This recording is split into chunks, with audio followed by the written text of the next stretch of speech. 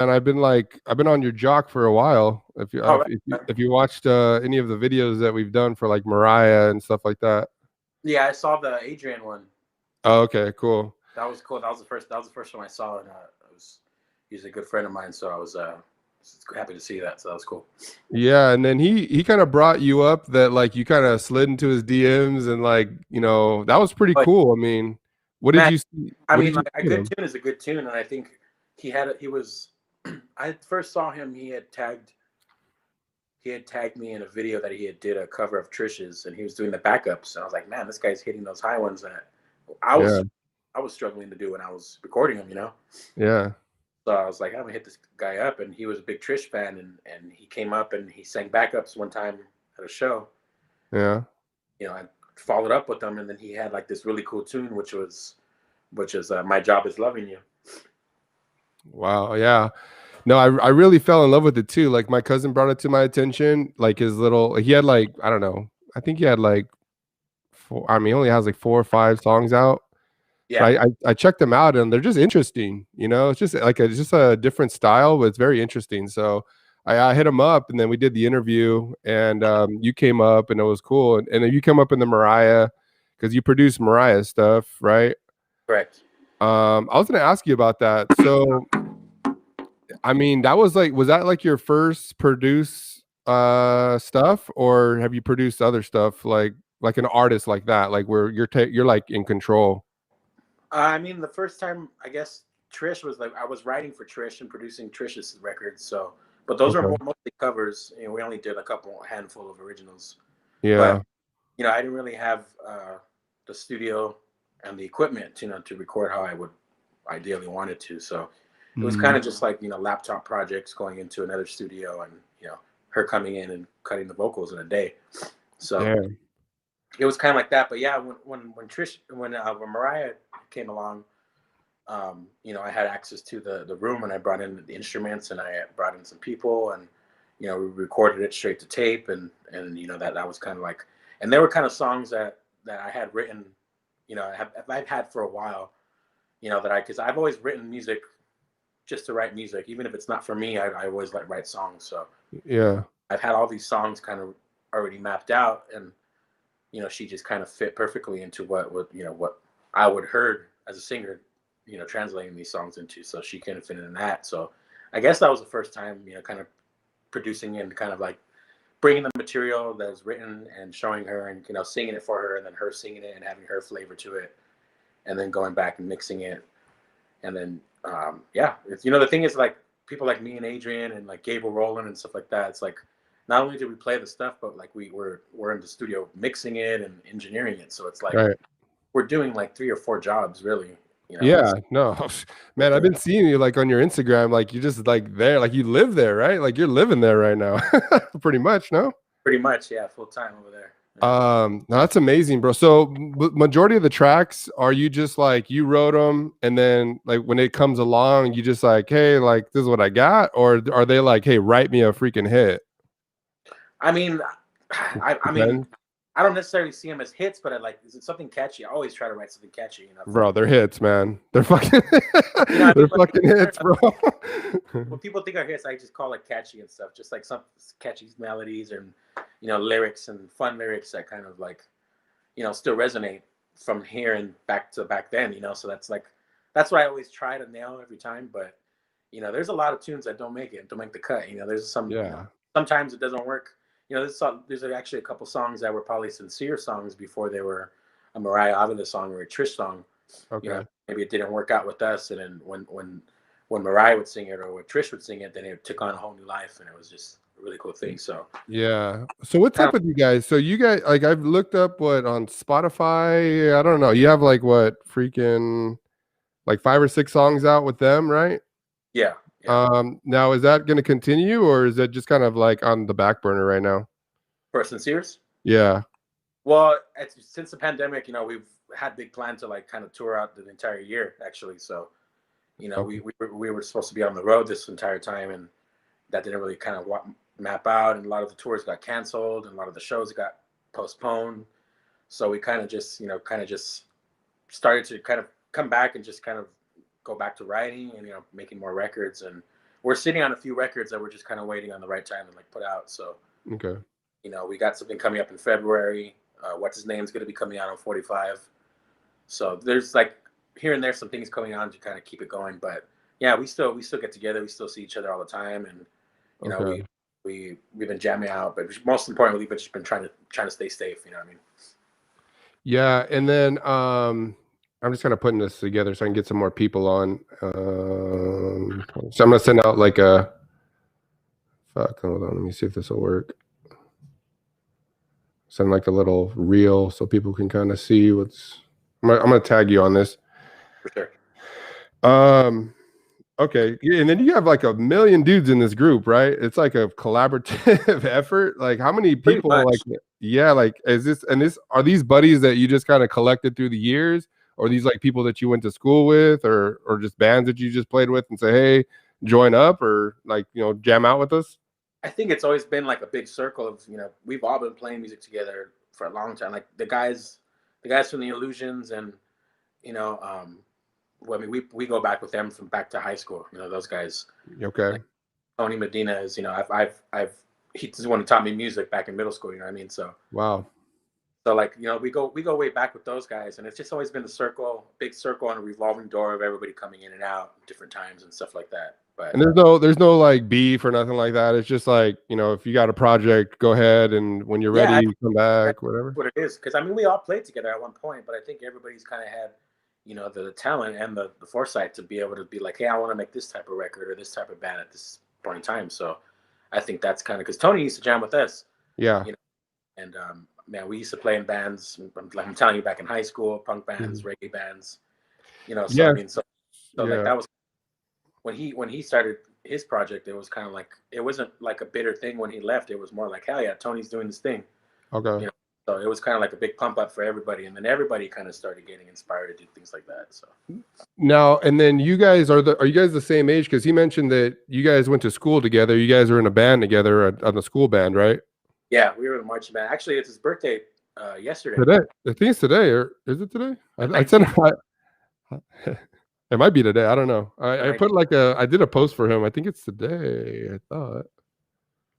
Oh Let me yeah, see. today's the 19th. Yeah, Yeah, yeah, yeah. yeah. So you guys did the band together like in high school, and then he brought up that you guys moved in together at one point, like when you guys were young, like 20 years old or something. Are you Yeah. there? Sorry, I Sorry. didn't hear you. He brought up what? That he brought up that you guys had moved in together, like when you guys were like 20 years old. Oh yeah, yeah. I mean, we went to middle school.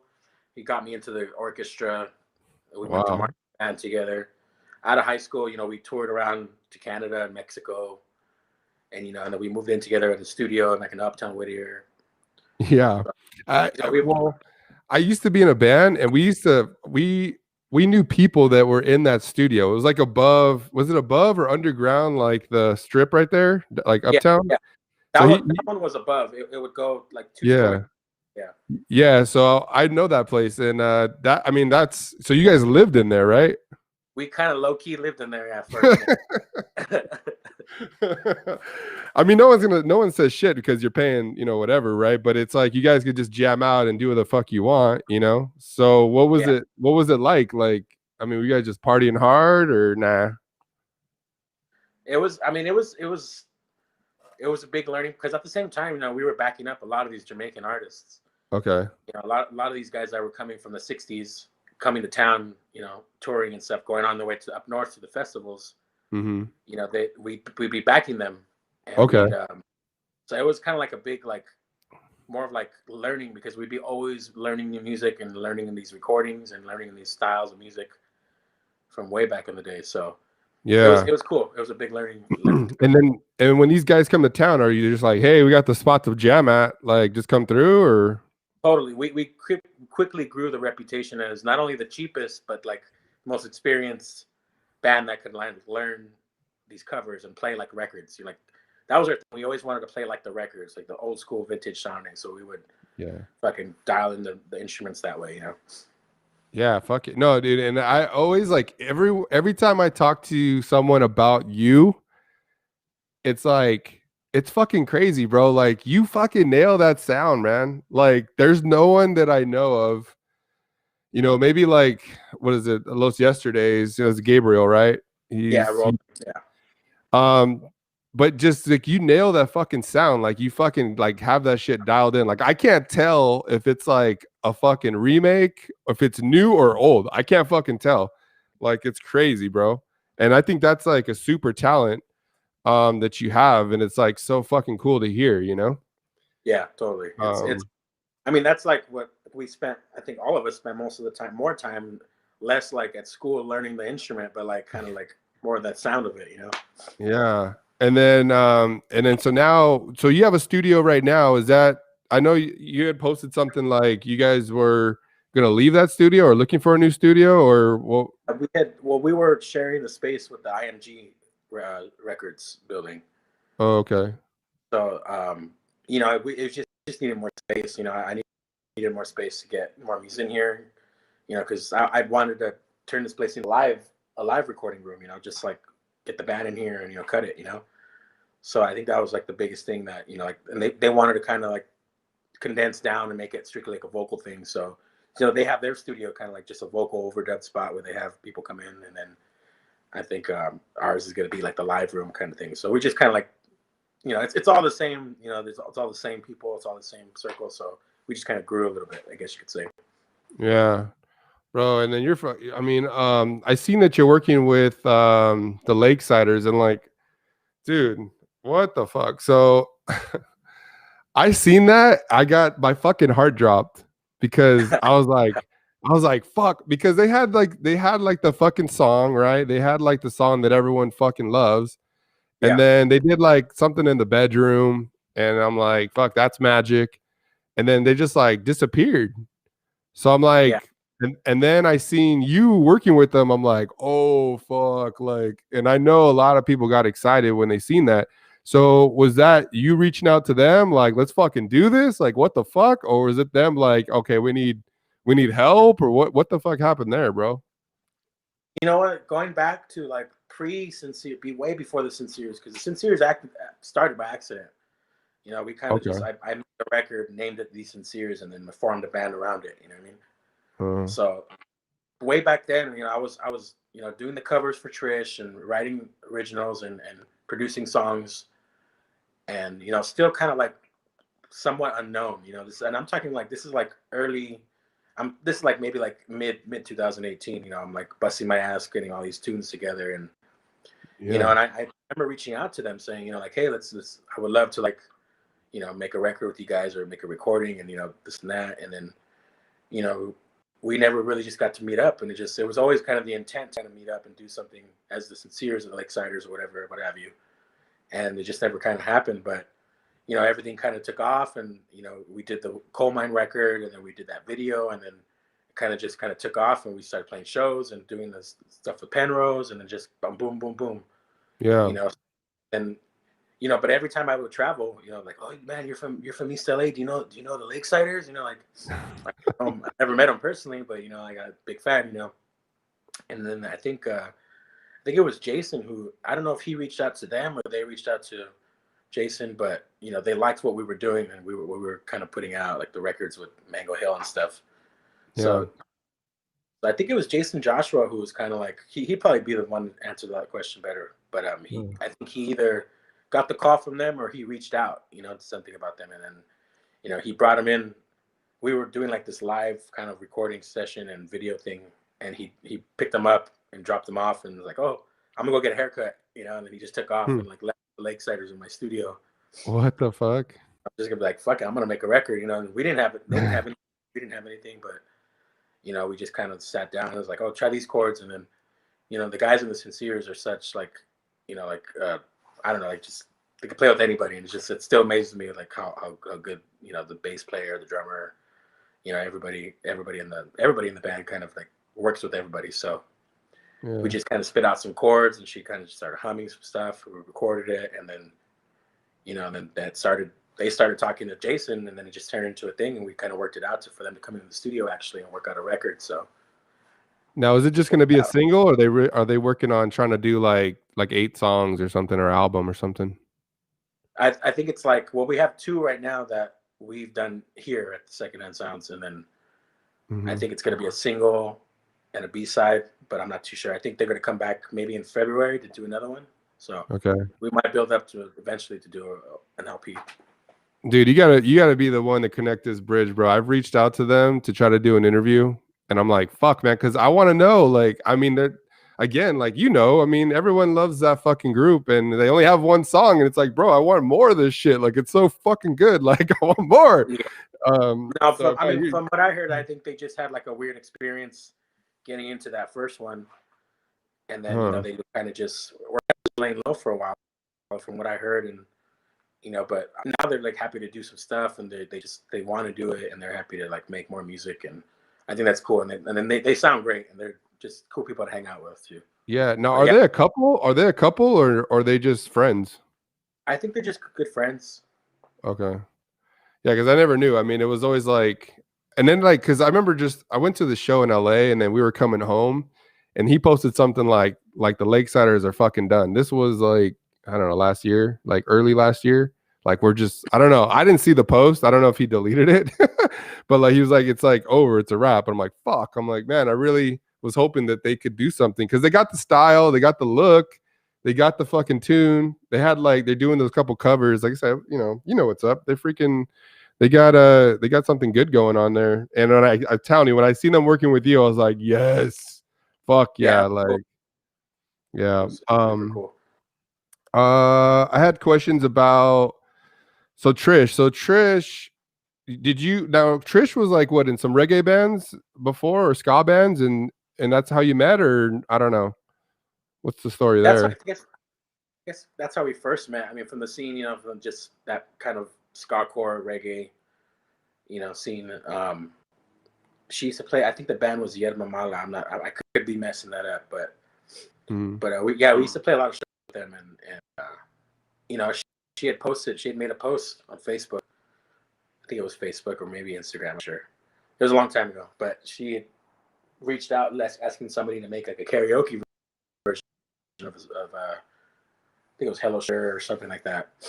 Okay. And she had a lot of and I hadn't talked to her in a long time. So she reached out, and I told her, hey, I could do that, the time when I'm banging out tunes and I'm trying to get my name out there. So she I told her like, hey, I'll do this one for free, and but if anybody likes it, tell them, hit me up, and I charge this much or whatever.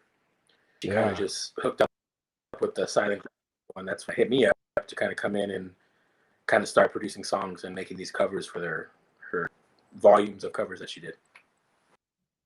Damn. She's done a shitload of covers too. Like I was just going through her stuff and I'm like, damn, she's done like so many covers.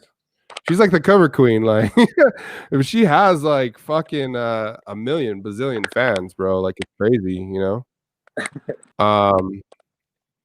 So that's awesome, bro. And then like she's just like, and then you did the song with her. Super dope too. They're super. Yeah, and I just seen like she did like the little live of the new songs that she's put out, and then you were there playing like piano and stuff. I think I'm losing you. Hold on one second. Can you hear me? Hold on 1 second. I can hear you. Hold on. All right. I got this fucking like I'm doing like this. I'm telling you, this is like the raw. This is like the raw before the interview cut right here, bro. I turned my fucking dryer off. Anybody that you just been starstruck by, like that you've played with and like or met, like whoa, because I mean, bro, you're like to me, man, like you're like it's so crazy to like see like your Instagram go from like where you started, and then it's just like, all right, I met this guy, I'm working with this person. I mean, is there anybody that you recently or even in the past like just been like, holy shit, like I can't believe this, bro? I mean, a lot of the Jamaican guys for sure, like the Clarendonians and Pat Cat, because man, those are my heroes, And then, but I mean, meeting Bretton Wood, playing with Bretton Wood, and kind of taking Vine rides with them to the gigs, You know, like he was like, I met him. I shared a picture when I barely started jamming with him.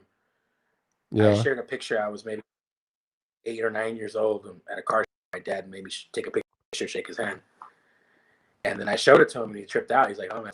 But I think meeting Bretton Wood and jamming with him, making music with him, has been like the biggest, like, kind of like starstruck moment. It's like had to stop and really, like, Wow. this is where I'm, Yeah. this is where I'm at. Pretty dope, you know. Yeah, and then he's come up in a lot of interviews. Like we just interviewed Coda, and he brought him up that he just loves doing his songs. He actually Brenton Wood's actually done some shows for our family. He's performed like with us like live and stuff, and he's so cool, man. It's such like a cool dude, and just he showed up for like my cousin's wedding, like to sing at the wedding. Like nobody knew, it was like a secret. He fucking shows up and like totally killed it. But like the first song, like everyone's looking at him like, is that fucking Brenton Wood? Like what the fuck? Like, and he killed it though. He like fucking murdered the stage. Like he's so cool, man. Yeah, That was a highlight. perfectly too. Um, It's so funny. is he? Yeah, he's such a like a he'll bust your balls. You know what I mean? Like, and has Oh some hell good yeah. burns. Like stay on time type shit or different stuff. No, well, yeah, stuff like that. But like, just like stuff like old men say to the youngsters. Like to like keep up, or I don't know. Just it's just a vibe for sure, and he knows that we love it. And so he feeds into it. Yeah, yeah. I should interview that guy. I don't know what he's up to right now. I mean, I know he's still jamming out, right? He's still doing his thing, right? Yeah, yeah, totally. Um, I was gonna talk about in the interview fucking Snoop Dogg, bro. Or like, are you in communication with Snoop Dogg? Because he's putting out what like a album or something, or like a compilation, kind of like Danny Trejo. Is he doing something like that? That's what I heard. That's what I heard that the Lakesider tune is going to be on, to be featured on. I mean, a call from the engineer Chris trying to get the singers Hmm. in there, but I wasn't really cool with the fact of bringing the whole guys in there. Just everything that's going on with COVID and stuff into a studio, and she's like, we couldn't Hmm. really talk details, and they wanted us to kind of hang out and vibe, and like, oh man, I can't really have my gut there to vibe. If we're gonna work, we're gonna work. We're ready to work. We know what to do when to do it. So like, it's kind of like we kind of lost communication with the engineer, and I know Jason kind of followed up with directly to Snoop Dogg and the Lakesiders, so they're Hmm. kind of working out a deal to license the tune or something. But I'm not too sure. I'm just pushing buttons and recording the record. That I know for sure. Wow. Because I seen an interview that they did, and it was like off the beaten path interview.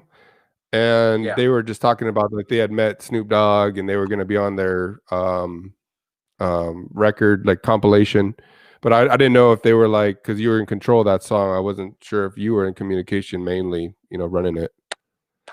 Yeah, not directly. I haven't met him or talked to him or kind of working anything out. But I know Jason made more in Mm. the loop with that stuff Um. than anything. Okay. And then what about this tour? So this like looks like a fucking. I seen that flyer. Like it's like Trish, you, freaking everybody's on there. The Lakesiders, Sacred Sacred Souls, everybody's on that freaking tour. Um so Sacred that tour is Souls. going down, you think? Yeah, Sacred Souls.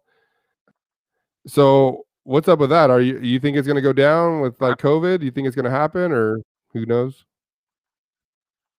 I don't know, and I think we're all trying to stay positive and hoping that it does. But we threw out a number, and that Bobby, whatever the people throwing it together, Snoop's Army or whatever, they responded back, and it kind of worked out, and that's kind of what we agreed on. And I think everybody's keeping the days open, but we haven't really got too many details because obviously